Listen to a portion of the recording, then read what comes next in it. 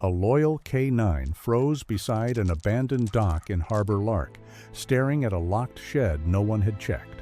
Inside, a missing Navy SEAL clutched a secret that could break the town apart. Beyond the pines, a golden glass aviary glowed with trapped blue wings.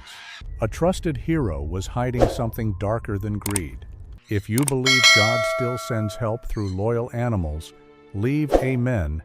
Harbor Lark, Minnesota looked like the kind of town a person might dream about after a hard life. It sat near the cold blue shoulder of Lake Superior, wrapped in pine woods and morning mist, with white-steepled churches, clapboard houses, flower boxes beneath old windows, and a little harbor where fishing boats rocked gently as if the lake itself were breathing in its sleep. In May, the sunlight came soft and clear over the water. It touched the rooftops, glittered on the wet docks, and turned the church bell tower gold for a few brief minutes each morning. From a distance, Harbor Lark seemed blessed, but up close, blessings had cracks. The main road was split open from the long winter, patched so many times it looked like a worn quilt. The children's playground by the harbor was wrapped in orange fencing, its swings chained still because the town council had no money for repairs. The public library had a paper sign taped to its front door. New hours due to budget limits. The Animal Rescue Center near the edge of town had a donation box out front, asking for food, towels, and medicine. Even the Harbor Restoration Project, once promised as a place for families, birdwatchers, and school field trips, had been sitting behind a locked gate for 2 years. Special Agent Rowan Vale noticed all of it before she ever stepped inside Town Hall. Rowan was 30 years old, tall and slim, with fair skin that burned easily in northern light, and gray-green eyes that seemed calm until they fixed on a lie. Her dark brown hair was twisted into a low bun, practical and neat, and her Navy FBI jacket made her look more severe than she felt. People often mistook her quietness for coldness. That was their first mistake. Rowan had learned early that loud people were not always strong, and silent people were not always weak. Her father, a state investigator who had taught her how to read a room before reading a file, used to say that numbers had shadows. Rowan had come to Harbor Lark because the shadows in the town's accounts were growing too long. Beside her walked Ash, her K-9 partner, a 5-year-old German shepherd with a large working-line build, a sable coat marked by a dark saddle across his back and golden-brown highlights along his neck and legs. His ears stood alert, his amber eyes steady and old-souled. Ash had the dignity of a soldier and the patience of an old schoolteacher. He did not waste movement. He did not waste sound. When Ash stopped, Rowan listened. When Ash looked twice, Rowan looked 3 times. The case, at first, had looked dry enough to make most agents sigh. Federal conservation funds had been granted to Harbor Lark for shoreline restoration, bird habitat repair, and public access improvements. The paperwork said the money had gone where it should. The roads, the harbor, the library, and the rescue center said otherwise. 2 accounts sat at the center of Rowan's first concern: the legitimate Harbor Lark Conservation Restoration account and another account with a dangerously similar name, HL Conservation Reserve account. The second one was small at first glance, almost forgettable, like a door painted the same color as the wall. Small doors often led to deep rooms. At Town Hall, Rowan met Etta Bloom, the administrative clerk who had been keeping Harbor Lark's paperwork alive for 37 years. Etta was 63, small-boned and careful, with gray hair cut just below her chin and reading glasses that hung from a blue beaded chain. Her cardigan was buttoned wrong at the bottom, but her files were arranged with the precision of a church organist. Etta had the manner of a woman who apologized before asking for sugar, yet her eyes were sharp with the quiet worry of someone who had seen too much and spoken too little. "I kept copies," Etta said, lowering her voice as she led Rowan into a records room that smelled of old paper and floor wax. "Not because I wanted trouble. I could not make the numbers sit right." Rowan watched her pull out a folder tied with faded string. "The library was supposed to get new archive shelving," Etta said. Never came. "The road crew was supposed to receive material for the school crossing. They got half. The harbor project was marked as Phase 2 complete. She gave a small, humorless smile. Phase 2 is still a locked gate and 3 raccoons who think they own the place. Rowan almost smiled. Ash sat near the door, his nose lifting once toward the hallway. "Did you ask anyone about this?" Rowan said. Etta's fingers tightened on the folder. "I asked Mrs. Crane." Maribel Crane was Harbor Lark's treasurer, and even before Rowan met her, she had already heard her name 5 times. Maribel gave to the school bake sale. Maribel sponsored the spring festival. Maribel owned Crane Meadow Estate, the horse farm that drew tourists and wealthy buyers from 3 states away. Maribel, people said, had done well for herself but never forgot her town. "She told me the accounting system had changed," Etta continued. "She said I was close to retirement and did not need to trouble myself with things I no longer understood." Her voice grew smaller. Then she reminded me that budget cuts could reach any department. Rowan looked down at the copied invoices. The names were clean. The totals were tidy. The dates lined up too neatly. That bothered her more than mess would have. A sudden clink snapped through the records room, small, bright, and wrong. Ash rose before Rowan turned, his ears pointed toward the hallway. For one breath. Nothing moved except the dust in the stripe of sunlight beneath the door. Then, somewhere outside the room, a woman laughed softly, and the sound passed by like a key turning in a lock. Etta went pale. "That is her." Maribel Crane entered Town Hall as if every hallway had been waiting for her. She was 56, elegant in a cream-colored coat, with silver blonde hair swept into a polished wave and a gold horsepin fastened over her heart. Her face was smooth, her smile practiced, and her voice carried the warm confidence of a woman used to being believed. When she greeted Rowan, she placed one gloved hand over the pin, as if even her jewelry had a public purpose. "Special Agent Vale," Maribel said, "we are grateful for your attention. Harbor Lark has always welcomed transparency." Rowan had heard that word often enough to distrust it when served too sweet.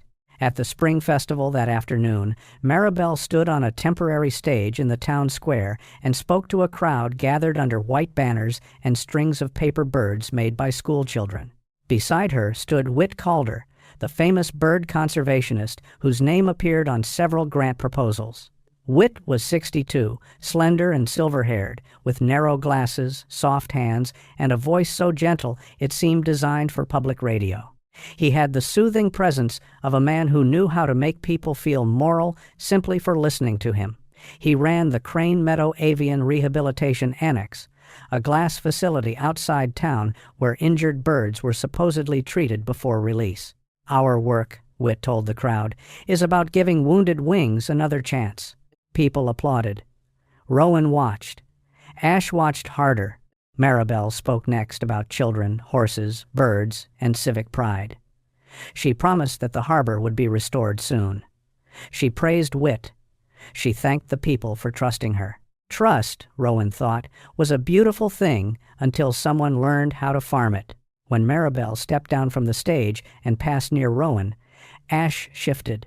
Not a growl, not a bark, just a stillness that moved through him from nose to tail. His head turned toward Maribel's silk scarf. His nostrils worked once, twice. Then his amber eyes lifted to Rowan.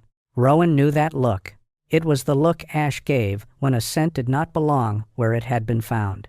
Later, in her room at the Harbor Lantern Inn, Rowan spread the files across the small desk by the window. Outside, Lake Superior held the last light of evening like a silver plate. The town was quiet now. Too quiet. Rowan wrote one line in her notebook. Possible veterinary sedative trace on Maribel Crane. Her phone buzzed. The message had no sender name. A Navy SEAL went missing near the North Service Harbor. Do not check the glass annex. The last man who did never came back from the water. Rowan read it twice. Her pulse did not jump. It settled, which was worse. Across the room, Ash stepped onto the folded map of Harbor Lark lying open on the floor. His front paw landed on a narrow road leading through pine woods toward the old service dock behind Crane Meadow. Rowan looked from the map to the window. Far beyond the town lights, a faint greenish glow marked the place where the glass annex stood against the dark. Ash moved to the window and stood perfectly still, ears raised toward that distant light. Then Rowan heard it, a thin sound carried over the lake wind, almost too small to be real. Not a gull, not a fox. Something brighter, lonelier, pressed flat by distance and glass. A bird calling as if the sky had forgotten its name. Morning came to Harbor Lark with a brightness that almost felt innocent. Lake Superior glittered under the pale sun, and the pine woods north of town stood washed in silver-green light, their branches still jeweled with dew. Rowan Vale drove slowly along the service road, one hand on the wheel, the other resting near the folder of copied invoices Etta Bloom had given her. The road itself told a story no ledger wanted to admit. Its edges were broken, grass pushed through the cracks, and a faded sign promised Harbor Restoration Project community access coming soon. The sign had been there long enough for rust to eat through one corner. On paper, most of the project funds had already been spent. In front of Rowan, the gate hung crooked, wrapped in an old chain, guarding nothing but weeds, warped boards, and promises that had grown tired of waiting. Ash sat in the back seat, silent but awake in every line of his body. The 5-year-old German shepherd, large and steady with his sable coat and calm amber eyes, did not press his nose to the window like an excited pet. He studied the world as if the world were a room full of witnesses.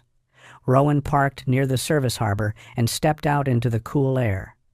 The lake smelled of stone, water, and old wood. Somewhere high above, a gull cried once and vanished into the white-blue morning. Ash jumped down beside her and lowered his head immediately. His ears tilted forward. His body changed before Rowan's mind caught up. He had found something. Easy, Rowan murmured, though she knew Ash did not need the reminder. He moved to the edge of the old dock, where the planks had darkened with moisture. His nose traveled over the wood, stopped, returned, then followed a narrow line toward the storage sheds. Rowan crouched and saw the first sign. A smear of blue-gray mud pressed into the grain of the boards. Not ordinary shoreline mud.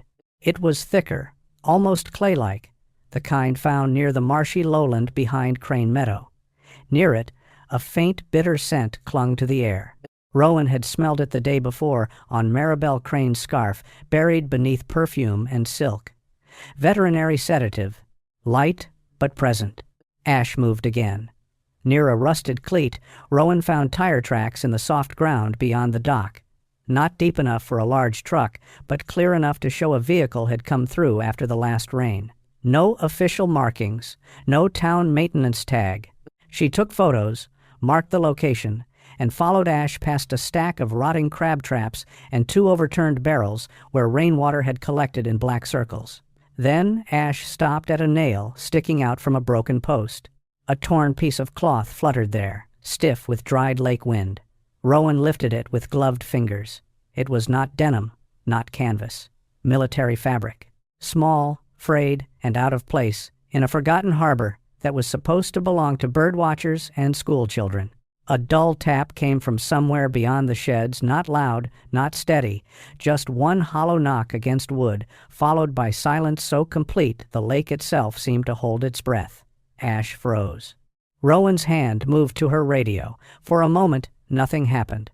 Then the sound came again, weaker this time, like a soul knocking from the far side of a locked door. Ash did not wait. He moved fast, but low, following the scent past the first shed and toward a narrow storage building half hidden by tall grass. It had once held fishing nets, judging by the faded stencil on the door. The padlock was newer than the wood around it. Rowan felt the old chill of a bad answer forming before she had the full question. She called in her location, requested immediate medical support, and used her entry tool on the lock. The metal gave with a sharp snap. Ash pressed forward, but Rowan held him with one quiet command until she opened the door. The smell inside was stale tarp, lake mold, machine oil, and the same bitter trace of sedative. Light entered in a thin blade and cut across heaps of canvas, old rope, and collapsed net frames. At first, Rowan saw only shapes. Then Ash gave a low, strained whine and moved toward the back corner. Behind a stack of folded tarps lay a man in a torn dark jacket and mud-streaked tactical clothing, his body angled as if he had been hidden in haste rather than laid to rest. He was in his 30s, broad-shouldered, lean in the way of men trained by discipline instead of vanity. His short brown hair was damp against his forehead, and a rough shadow of beard covered his jaw. His face was pale, drawn tight with exhaustion, but when his eyes opened, they were alert beneath the weakness, blue-gray and fighting to stay present. "Elias Reed?" Rowan asked, kneeling beside him. His fingers tightened around something at his chest. A small, waterproof tube, clear and scratched, no longer than a cigar case. He tried to lift it. His hand shook. "Not." His voice scraped out barely above breath. "Not bird rescue." Rowan leaned closer. "Save your strength." "City truck," he whispered. "North Gate. Midnight." His eyes flicked toward Ash, who had lowered himself beside him, close enough to offer warmth but not crowd him. Elias seemed to anchor on the dog's presence, his breathing steadied by a fraction. "Whit." Rowan's gaze sharpened. "Whit Calder?" Something changed in Elias's face. Pain, yes, but not the ordinary kind. Not fear of an enemy. Something older. Something that remembered a hand on a child's shoulder and could not reconcile it with the dark. He shut his eyes as if the name itself had weight. The medical team arrived within minutes, followed by a state trooper named Lena Ortiz, a compact woman in her early 40s with copper-brown skin, black hair pulled into a tight braid, and the tired, practical eyes of someone who had spent years keeping order in places that preferred gossip to truth. Lena helped secure the scene while Rowan handed over the waterproof tube. "Chain of custody," Rowan said. "This may be the center of everything." At the small Harbor Lark Clinic, Rowan made the call she knew would widen the case beyond financial fraud. She notified her supervisor that federal conservation funds had possible links to unlawful transport, wildlife violations, and a recovered military witness. She requested coordination with U.S. Fish and Wildlife Service, Homeland Security Investigations, and Minnesota State Patrol. She did not pretend the case was still about mismatched invoices. The numbers had opened a door. Behind it, something living had been breathing in the dark. The memory device inside Elias's tube was damaged, but readable. By afternoon, the first files came through on Rowan's laptop. Night photographs of a city utility truck carrying crates labeled rehabilitation equipment. A blurred image of Maribel Crane standing beside a gold-colored enclosure inside the glass annex. An audio clip of Whit Calder's gentle voice saying, "No delays at the North Gate," and a transfer sheet showing money moving from HL Conservation Reserve account to a shipping company with no real office, only a mailbox near Duluth. Before returning to the clinic, Rowan followed one more lead. Near the public path behind Crane Meadow's outer fence, she found a boy sitting on an overturned bucket with a sketchbook in his lap. He was small for 10, with sandy hair sticking up in the wind, round cheeks, and solemn brown eyes that made him look like he had been born listening. His name was Noah Bell. He told Rowan he liked birds better than people because birds said what they meant, even if nobody understood it. "There's a blue one in there," Noah said, pointing toward the distant glass annex. "Big, bright as church windows. It talks at night sometimes." "What does it say?" Rowan asked. Noah looked embarrassed, as if afraid grown-ups would make the world smaller again. "North Gate, midnight, blue psalm." He hugged the sketchbook to his chest. "I told my mom, but she said, maybe I dreamed it." Rowan did not tell him a bird could testify. It could not. Not in the way a court required. But a clue did not need to raise its right hand. It only needed to point toward a place worth searching. That evening, Elias woke fully in the clinic. Rowan sat beside his bed and placed a printed still image of Whit Calder on the rolling tray. Elias looked at it for a long time. Outside the room, Ash lay in the hallway, head on his paws, until the silence changed. Then the dog lifted his head. "Do you know him?" Rowan asked. Elias did not answer at first. The man in the photograph smiled with the gentle sorrow of a saint painted on glass. Finally, Elias spoke, his voice low and tired. "He was my stepfather," he said. "When I was a boy, he taught me the names of birds before he taught me how to shake a man's hand. He used to say every living thing deserved room to breathe." Rowan said nothing. Some truths needed space before they could stand. Elias kept staring at the photograph. "He once taught me how to release a bird back into the sky." In the hallway, Ash rose to his feet, ears lifted toward the door, as if he had heard not a sentence, but a wound opening deeper than the body could show. Crane Meadow Avian Rehabilitation Annex looked too beautiful to be guilty. That was Rowan Vale's first thought when she stood on the grassy rise east of the property and watched the morning sun slide over its glass walls. The structure rose behind Crane Meadow Estate like a crystal chapel, all tall panes and polished beams, with tropical leaves pressed green against the inside and strings of misting lines catching light like silver thread. From the road, it looked like mercy-given architecture. A place where broken wings might mend, where schoolchildren might press their hands to the glass and learn that every living thing deserved a second chance. But Rowan had spent enough years with financial records to know beauty could be an excellent disguise. Numbers lied best when dressed in charity.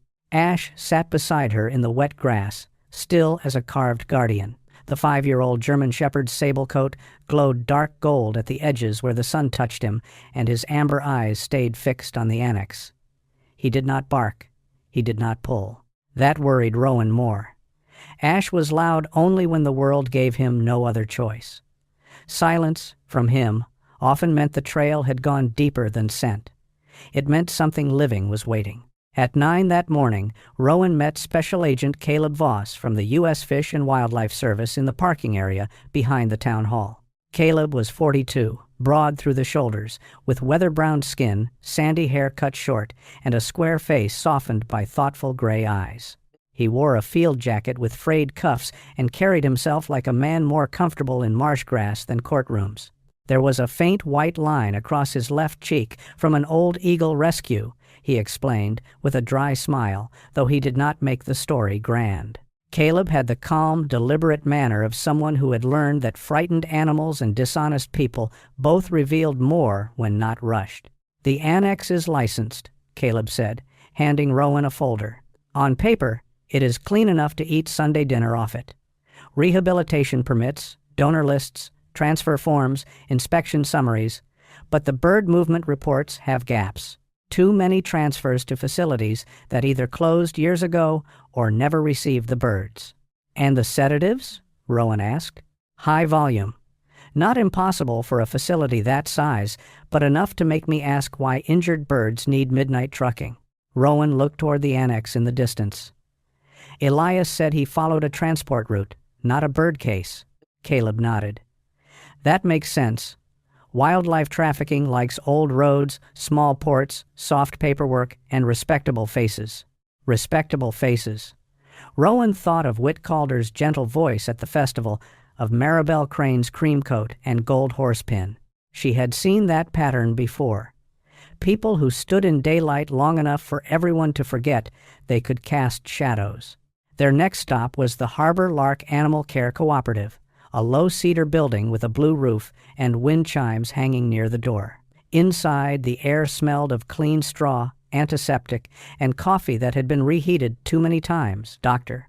Nora Pike was bent over a carrier when Rowan entered. Nora was 48, tall and lean, with sun-browned skin, red hair streaked with silver tied in a careless knot, and hands marked by small scratches from years of caring for creatures that did not understand bills, borders, or human excuses. Her eyes were green, direct, and a little tired. She had the kind of face that looked impatient with foolishness but tender with anything small enough to tremble. "You brought the dog," Nora said, glancing at Ash. "Ash brought me," Rowan replied. That earned the faintest smile. Nora took the blue-violet feather Rowan had sealed from the city truck and held it beneath a lamp. Her expression changed. She did not gasp. She simply became very still. "Hyacinth macaw," she said. "Or close enough that I would bet my license on it." "That species does not belong in a Minnesota service truck," Caleb said. "No," Nora said. It belongs in a protected habitat, with room, records, and people who are not using pretty words to hide ugly business. She set the feather down carefully, almost respectfully. I suspected Whit for months. Some of his intake reports made no sense. Birds marked as transferred never arrived where he claimed. Birds listed as injured had no treatment notes. When I asked, he smiled like a minister and told me I was letting emotion cloud my judgment. Rowan watched Nora's jaw tighten. "Did you report it?" I tried asking the board. Whit is the board, for all practical purposes. Donors love him. Maribel protects him. And I am the difficult woman with mud on my boots. A sudden flutter burst from the back room, wings beating fast against a carrier wall, a sharp rush of feathers and panic, then one bright, aching cry that cut through the clinic like a match struck in a dark church. Ash rose at once, not lunging, only alert, while Nora closed her eyes for half a second as if the sound had touched an old bruise. When the room settled, Rowan understood something with a cold quietness. This case was no longer numbers wearing feathers. It was breath, fear, and living bodies moved like cargo. By noon, Rowan was with Gus Tiller on the broken road outside Harbor Lark Elementary. Gus was 58, with a sunburned neck, a stiff back, and heavy hands shaped by years of asphalt, shovel handles, and winter salt. His beard was gray and uneven, and his cap carried the logo of a road crew that looked nearly as tired as he did. People in town had blamed Gus for years because the road stayed cracked. He had accepted their complaints with the weary patience of a man too proud to beg for understanding. "They think we do bad work," Gus said, pointing to a patched stretch near the school crossing. "Truth is, we never got half of what the records say we got. Material orders cut short. Equipment delayed. Invoices marked complete before anything arrived." He looked toward the school doors, where a painted sign read, "Kindness makes U.S. strong." An old lady nearly tripped right here last fall. I bought patch mix myself. Wasn't much. Just enough to keep someone from falling. Rowan wrote it down. Not because the law needed sentiment, but because truth did. Embezzlement sounded clean in reports. It did not mention old women stepping around broken pavement, children losing playgrounds, librarians turning off lights early, or good workers carrying blame that belonged to someone with polished shoes. Back at Town Hall, she spread Etta Bloom's copied invoices across a conference table. Library shelving, playground repairs, road material, harbor habitat restoration, animal rescue support. Again and again, funds had been marked as paid, redirected, or temporarily reallocated through HL Conservation Reserve account before landing in a shipping company tied to Whit's network and a vendor Maribel had approved personally. The theft was not loud. It was slow, patient, almost domestic. It had sat at the town's kitchen table for years and helped itself.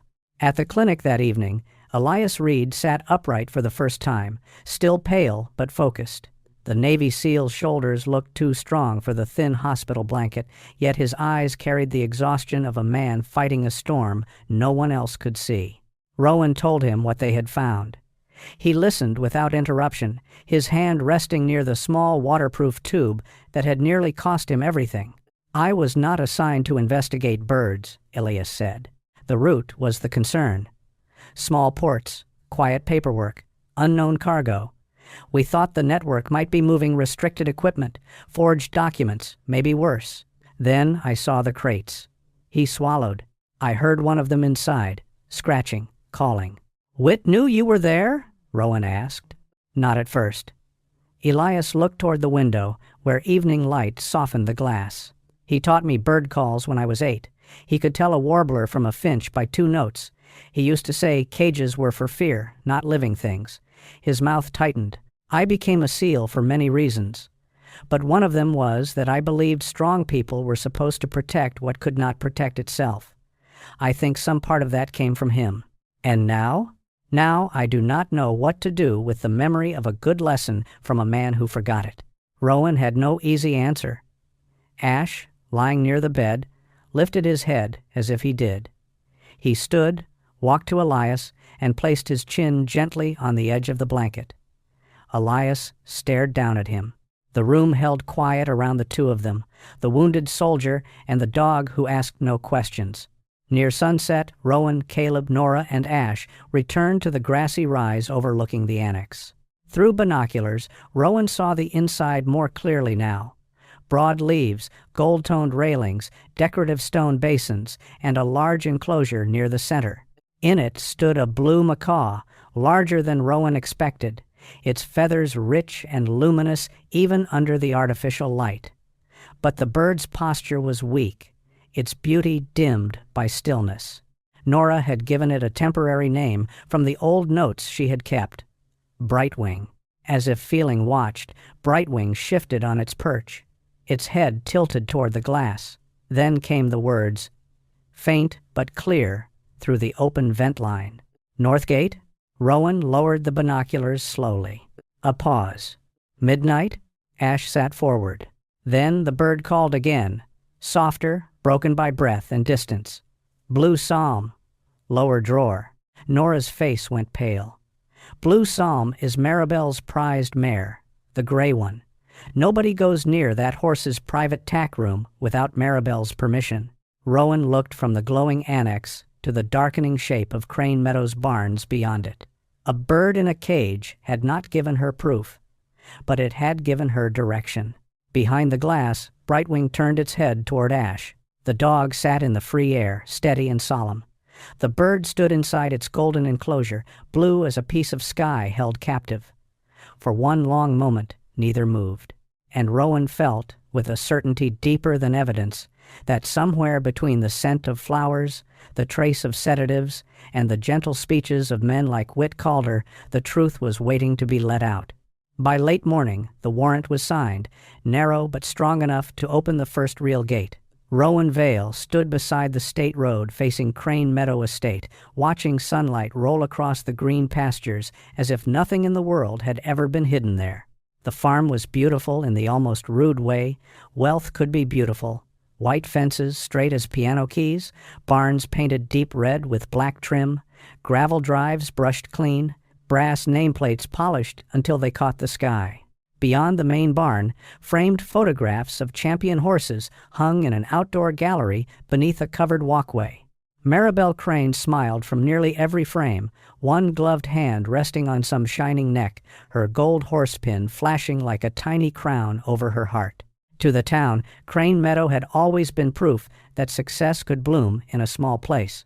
To Rowan, it had begun to look like a garden watered by other people's losses. The search team moved with quiet discipline.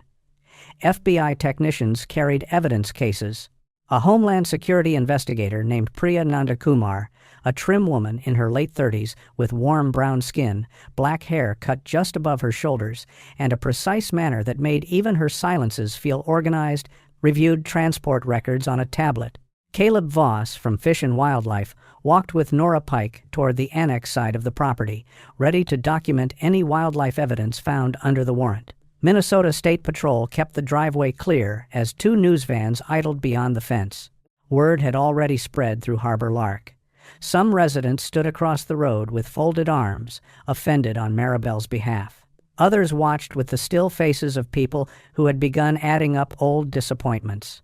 Maribel Crane appeared at the barn entrance in a cream riding coat and dark boots, her silver blonde hair pinned in its perfect wave.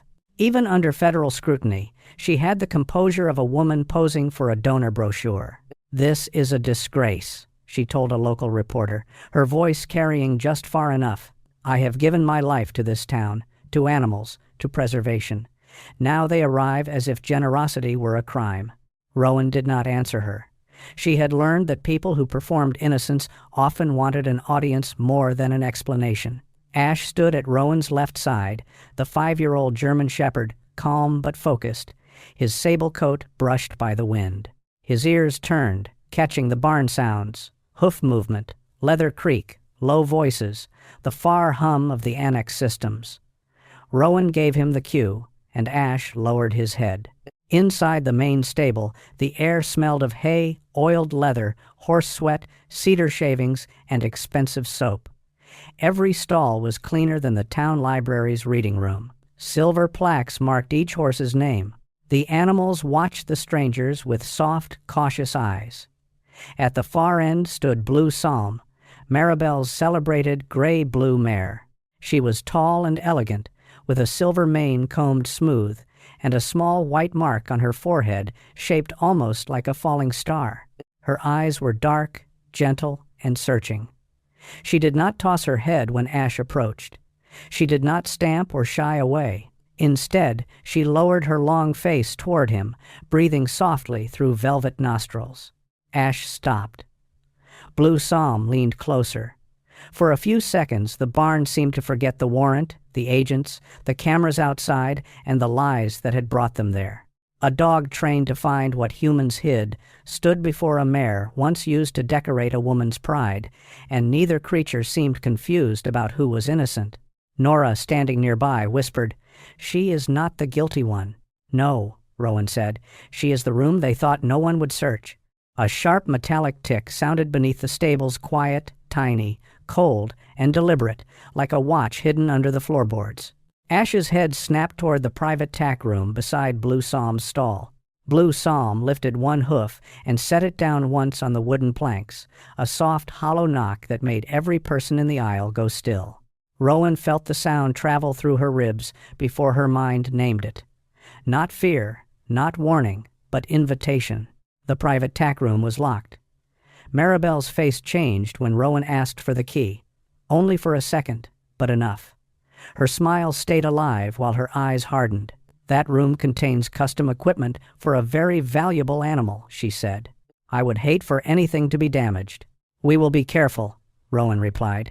When Maribel hesitated, Priya reminded her of the warrant in a voice so polite it could have cut paper. The key appeared. Inside, the tack room smelled of leather, lavender polish, old paper, and metal sealed away from air. Saddles rested on carved racks. Blue ribbons hung in shadow boxes. A framed magazine cover called Maribel Crane, the Heart of Harbor Lark. Ash moved past all of it without interest. He went straight to a low cabinet beneath a row of bridles and sat down, amber eyes fixed on Rowan. The drawer was lined with velvet and held brushes wrapped in cloth. Beneath the false bottom, Rowan found a waterproof metal box no larger than a family Bible. Priya photographed every step. Caleb stood in the doorway. Nora's hand drifted to the doorframe as if she needed something solid. Inside the box was not the full record of the operation. It was worse in a quieter way. It was the key to reading it. A printed cipher sheet, coded customer initials, bird band numbers, shipping abbreviations, temperature notes, route maps, and a small card containing access credentials for an encrypted storage server. There were also handwritten notes in Maribel's neat script, the kind of handwriting that looked harmless on thank you cards and dangerous beside false accounts. Priya exhaled slowly. "This is not the treasure chest. This is the legend to the map." At nearly the same moment, the technical team radioed from the estate's auxiliary office. They had seized a secured server hidden behind a false back panel in a supply closet. Without the cipher sheet, the data would have taken days or weeks to untangle. With it, lines began connecting almost immediately. Municipal funds, fake conservation invoices, late-night transport logs, private collectors, shell companies, and Whit Calder's approval codes woven through the system like ivy around a ruined wall. Then Ash found the second piece. Maribel's private vehicle, a pearl-white SUV parked beside the barn, had been included under the warrant due to transport evidence from Elias's memory device. Ash circled the rear bumper, paused, and gave the trained signal near the cargo compartment. In a small side pocket beneath a folded riding blanket, Rowan found a tiny metal leg band meant for a large exotic bird. The engraved code matched a bird listed as transferred to a partner facility 2 months earlier. According to the record, that bird had left Minnesota safely. According to the band in Maribel's car, the record had lied. Maribel stopped speaking to the reporters after that. By afternoon, Elias Reed arrived under medical supervision, not as an active operator, but as a witness. He wore a dark jacket over a clinic-issued shirt, and fatigue still sat in the hollows beneath his blue-gray eyes. Yet he stood straight, because some men learned to do that even when the heart inside them was bending. Rowan showed him a copy of the cipher sheet. He looked at it once, then had to sit on a hay bale near the stable door. "These marks," he said quietly. "Whit used to draw versions of them in my field notebook. Migration direction, temperature range, handling windows. I thought he was teaching me how to care for birds." Rowan waited. Elias pressed the heel of his hand against his brow. He turned lessons into labels. He turned care into shipping codes. The barn blurred around him, not visibly, but in spirit. Rowan saw it happen, the Navy SEAL facing not an enemy in the field, but a childhood memory splitting open. Ash crossed the aisle and placed his head on Elias's knee. No command, no spectacle, just the old mercy of a loyal animal recognizing when a human being was slipping inward. Elias lowered his hand and rested it on Ash's head. His fingers trembled once, then steadied. "I do not hate him," Elias said, almost ashamed. "You do not have to," Rowan replied. "You only have to tell the truth." The data from the server began producing its first urgent pattern before sunset. A scheduled transfer was listed for the following night under the description: rehabilitation equipment, climate-sensitive Northgate release. The receiving facility had a mailing address but no working phone, no staff licenses, and no evidence of ever housing birds. Caleb's face grew grim as he reviewed the wildlife codes. Nora went very quiet. Several band numbers matched missing birds from the annex, including one they believed was Brightwing. Rowan gathered the team near the stable office. "We do this by the book," she said. "No hero moves, no private crusade. We present the new evidence, request emergency authority, and coordinate with every agency on scene. If those birds move, we may not find them again. If the suspects flee, the money trail becomes harder to preserve. And if Elias can identify the transport pattern, we use that lawfully, not emotionally." Outside, the sun dropped behind the barns, laying long gold bars across the stable floor. Blue Psalm shifted in her stall and tapped one hoof against the wood.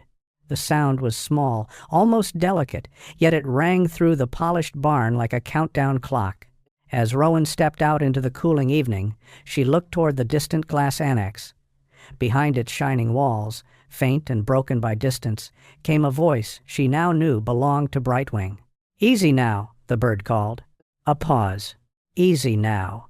Ash stood beside Rowan, ears raised toward the sound, and in that moment, the grand estate, the white fences, the trophies, the silk coats, and all the pretty lies seemed to hold their breath for the night that was coming. By midnight, Harbor Lark looked as if it had been carved from silver. Lake Superior lay quiet beyond the pines, wide and dark, holding the moon in broken pieces along its surface. Mist drifted low across the service road, curling around the white fences of Crane Meadow estate and softening every hard edge. In the distance, the glass annex glowed warm gold against the night, too beautiful for the work waiting inside it. Rowan Vale stood near the command vehicle with Ash at her side, one gloved hand resting lightly near the German shepherd's shoulders. Ash was silent, his sable coat dark beneath the moon, his amber eyes fixed on the annex, as if he could already hear the frightened breathing hidden behind the glass. The operation had been built carefully. The FBI team would secure financial evidence and suspects. U.S. Fish and Wildlife Service would document and protect the birds. Homeland Security investigations would cover the transport route. Minnesota State Patrol would hold the outer roads and keep bystanders away. Rowan had no interest in heroics. She had learned that real justice often looked less like thunder and more like paperwork done correctly under pressure. But tonight, paperwork had led them to living creatures, and living creatures did not always have time for slow wheels. Inside the command vehicle, Elias Reed sat with a headset over one ear, pale but steady. The Navy SEAL was not cleared for field action, and Rowan had made that plain. He wore a dark jacket, his short brown hair still damp from the cold air, his blue-gray eyes narrowed at the screen, showing camera feeds around the annex. He looked less like a man eager to prove strength, and more like a man forcing himself not to break at the sight of old memories turning poisonous. On the monitor, a small truck waited near the north gate. That is too obvious, Elias said quietly. Whit wants you looking there. Priya Nandakumar checked the transport map on her tablet. Caleb Voss leaned over her shoulder. Nora Pike stood behind them with a medical kit and a stack of soft capture blankets, her red-silver hair tied tight, her face stern with worry. Rowan looked at Elias. Where would you move them? Elias pointed to the rear of the annex. Maintenance lane behind the water tanks. Narrow, bad lighting, camera blind spot near the pines. A small vehicle could leave with 2 crates at a time. If they stagger the route, it looks like staff movement. Rowan looked down at Ash.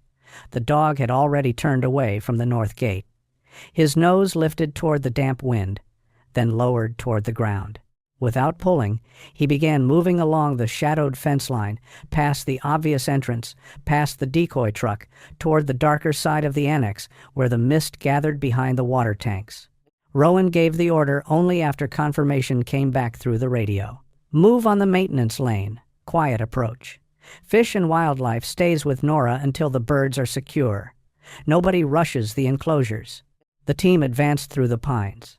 The smell changed as they neared the annex. Wet leaves, warm glass, soil, machine oil, and the faint, bitter trace of veterinary sedative.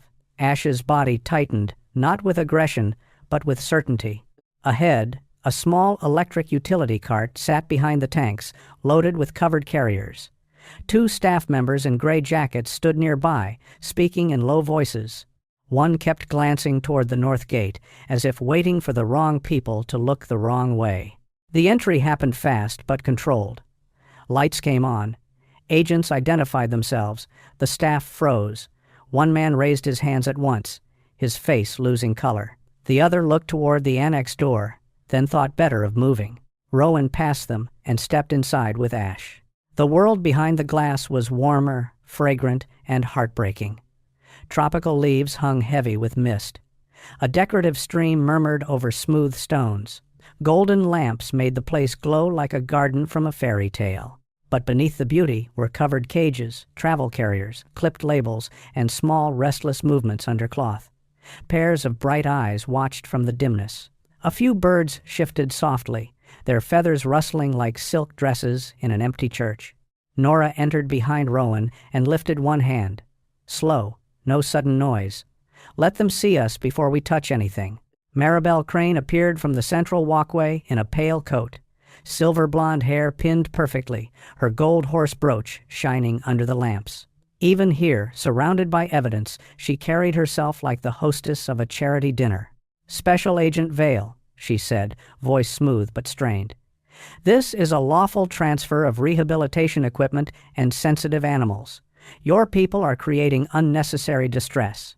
Rowan stepped closer, Ash beside her. The false account. The cipher sheet in Blue Psalm's tack room. The bird band in your vehicle. The shell company transfers.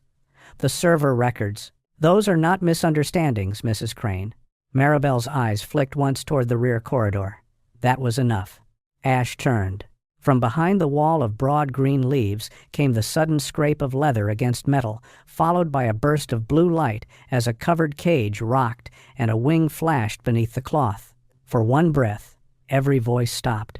Then from the back corridor, a soft, familiar voice said, "This is all sentiment, Rowan. You cannot save what you do not understand." Whit Calder stepped into view carrying a brown leather document satchel. His silver hair was neat, his narrow glasses catching the warm light.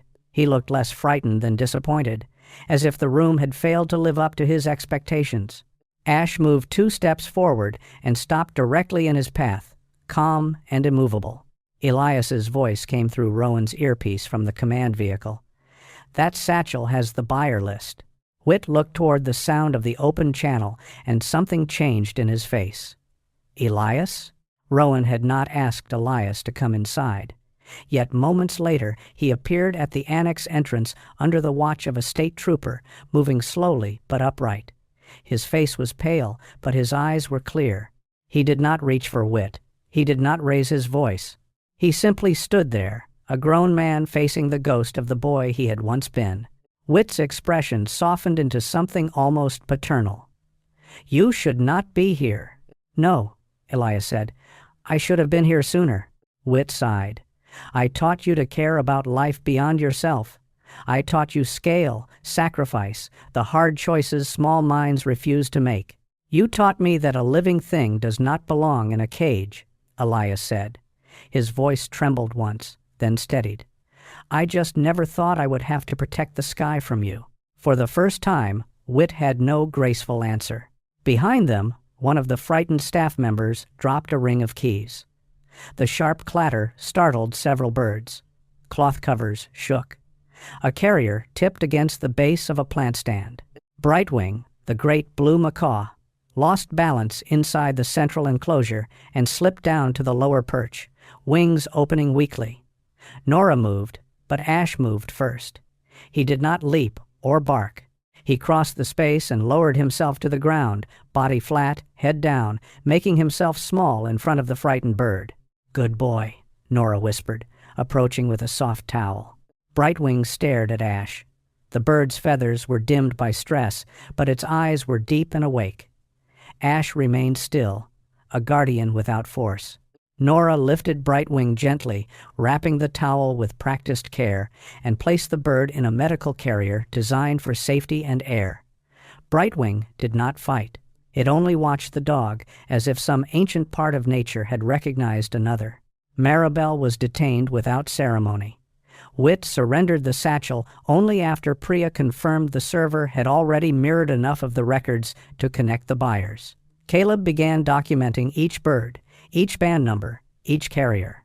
Nora moved from enclosure to enclosure, speaking softly, as though apology could be folded into every breath. Rowan watched the operation unfold and felt no triumph. Triumph was too loud for a room like this. What she felt was relief with sorrow inside it. Near dawn, the first animal rescue vehicle rolled away from Crane Meadow. The birds were not being released into the wild, not yet. They would go to quarantine, to medical care, to slow recovery. Freedom, Rowan thought, was not always a door thrown open. Sometimes it was a careful hand, a warm towel, clean air, and the patience to let a wounded spirit believe the world again. Brightwing stood inside the medical carrier near the rear window of the rescue van. As the vehicle passed Rowan, Ash, and Elias, the macaw turned its blue head toward them. Its voice came faintly through the carrier vents. "Easy now." Rowan looked at Ash, then at Elias. No one spoke. The moon was fading over Harbor Lark, and the first pale line of morning touched the glass annex behind them. Some cages were still locked. Some wounds would take longer than one night, but the first doors had opened. 10 months later, Harbor Lark did not look healed. Not completely, but it looked awake. That was the first thing Rowan Vale noticed when she drove back into town beneath the wide blue light of late summer. The road in front of the elementary school had been repaired. Smooth blacktop running, where broken pavement once made parents slow their cars and hold their breath. The orange fencing had come down from the playground by the harbor, and children moved across the swings again, their laughter rising into the clean air like bells shaken by small hands. The library had its old hours painted back on the front door. At the service harbor, work crews moved between stacks of fresh lumber and new railings, restoring the public walkway one board at a time. Nothing was grand. Nothing was finished. But after years of false promises, the sight of honest work felt almost holy. Ash sat upright in the back seat, his sable coat catching the sunlight through the window. Amber eyes calm as he watched the familiar streets pass. The 5-year-old German Shepherd had been recognized before Rowan even parked near the town square. A little girl on the sidewalk pointed and whispered to her grandmother, and the grandmother raised one hand in a shy wave. Ash gave no performance. He only blinked once, dignified as an old judge who had already heard every testimony and forgiven most of it. Rowan smiled despite herself. In some towns, statues were built for people who spoke too much. In Harbor Lark, the closest thing to a hero had 4 paws and preferred silence. The legal case had moved through its first hard season. Maribel Crane's assets had been frozen, then partially liquidated under court supervision. Whit Calder's records had exposed a network wider than anyone in town had wanted to imagine.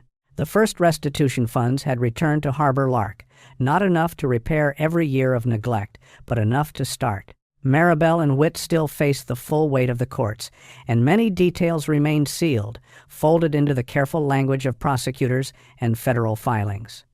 Rowan knew justice rarely arrived as a parade. More often, it came as a slow procession of documents, hearings, signatures, and people brave enough to keep showing up. In the town square, folding tables had been set for the opening of the Open Sky Center, a modest cedar building near the restored harbor trail. It had replaced the old idea of a private glass annex with something humbler and truer, a community education and wildlife rehabilitation center. Its sign showed a bird in flight above a horse standing in tall grass. Below it, in smaller letters, someone had painted, "Let every living thing have room to breathe." Gus Tiller stood near the refreshment table, looking deeply uncomfortable with gratitude. The 58-year-old road worker wore a clean plaid shirt instead of his faded work jacket, though his sun-darkened face and stiff back still told the story of long years in weather and asphalt. An elderly woman with white curls and a blue church dress pressed a covered pie into his hands. "For the school crossing," she said, her voice wobbling.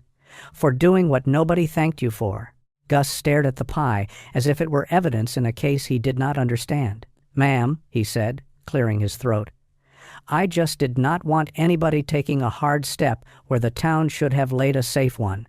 Not far away, Etta Bloom sat behind a registration table with a stack of forms and a sharpened pencil. Retirement had softened her clothes, but not her habits. Her gray hair was pinned neatly, her glasses hung from the same blue-beaded chain, and her cardigan was, for once, buttoned correctly. The new Budget Transparency Committee had asked her to volunteer with records, and she had accepted with the solemn pride of a woman who understood that small details could guard whole communities. When she saw Rowan, her smile trembled but held. "You came back," Etta said. "I said I would."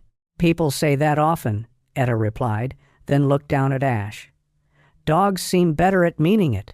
Rowan laughed quietly. "He would agree with you." Beyond the center, in a fenced pasture prepared for the Veterans Therapy Program, Blue Psalm walked beside Elias Reed. The mare was still magnificent, her gray-blue coat shining under the sun, her silver mane combed loose now instead of show-perfect. She no longer wore the polished symbols of Maribel's pride. A simple leather halter rested against her face. Elias, in a pale blue shirt with the sleeves rolled to his forearms, moved slowly beside her. He looked stronger than he had months before, though his blue-gray eyes still carried places no one else could enter for him. He was not cured by one good ending. No honest man was, but he was present, and that mattered. A sudden rush of wings swept across the open training yard, soft, bright, and startling, like a piece of sky remembering how to move. Every conversation paused. Children looked up. Blue Psalm lifted her head. Ash stood without a bark. Above the safe flight enclosure, Brightwing glided low, its blue feathers catching the sun in a flash so vivid that even the lake seemed to answer. The macaw did not fly far. Its recovery had been slow, carefully supervised by Nora Pike and the wildlife team. Brightwing had passed quarantine, regained strength, and learned that a human hand did not always mean fear. But freedom, Nora often said, was not a door flung open. It was trust rebuilt feather by feather. Brightwing circled once inside the protected enclosure and landed on a pine branch near the fence. Its eyes were brighter now, its posture stronger, though there was still caution in the way it balanced. Nora stood below, arms crossed, red-silver hair tied back, her face stern with emotion she did not intend to show. Caleb Voss stood beside her, field jacket open, watching the bird with the quiet satisfaction of a man who had spent his life protecting things most people only noticed after they were gone. Neither spoke. They did not need to. Elias came to the fence where Rowan stood. Blue Psalm followed him and lowered her head near Ash. The dog sat between Rowan and Elias, still and noble, allowing the mare's warm breath to stir the fur along his ears. "I never thanked you properly," Elias said. "You did," Rowan replied. "No, I thanked the agent." "I do not think I thanked the person." He looked at Ash. "Or the one who found me when I was almost beyond finding."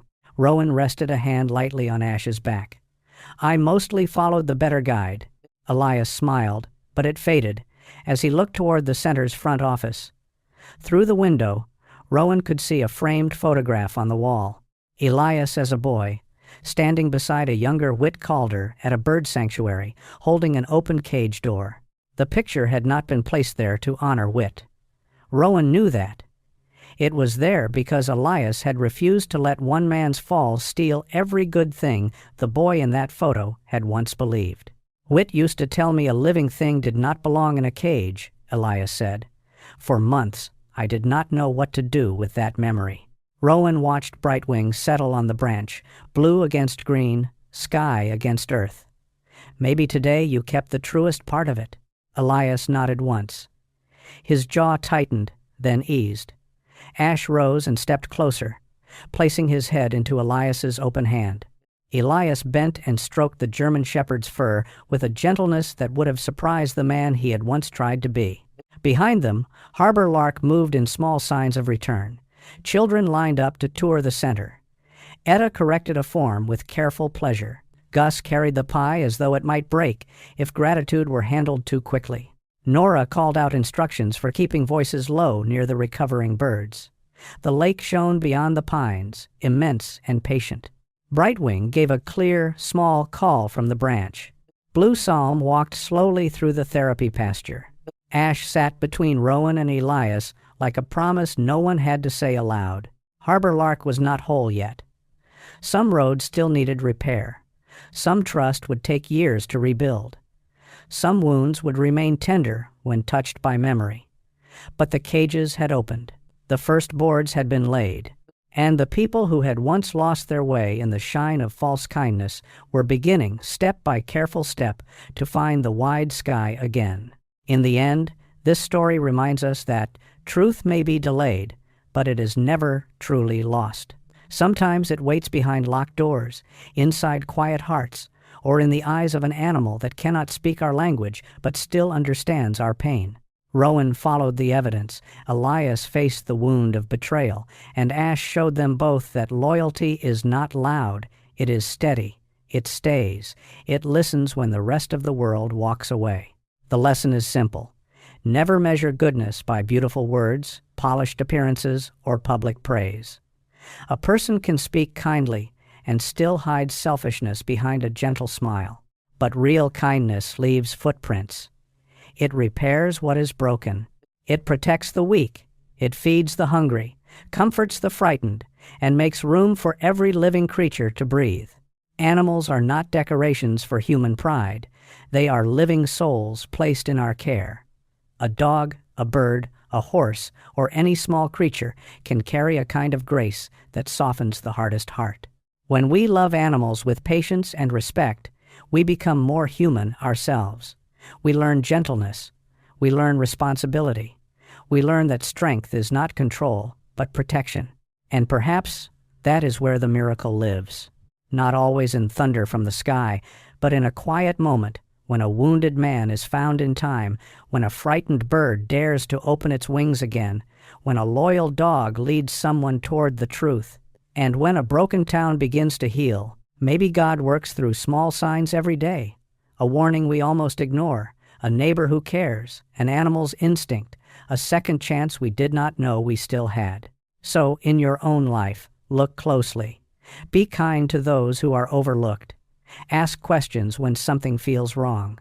Protect the innocent. Love the animals around you.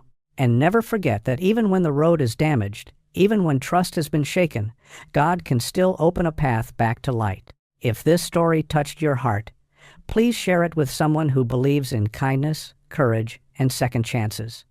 Leave a comment below and tell us which moment moved you the most. And if you want more stories about loyal animals, quiet heroes, and the miracles that still find us in ordinary life, please subscribe to the channel. May God bless you, protect your family, and place gentle souls along your path when you need them most.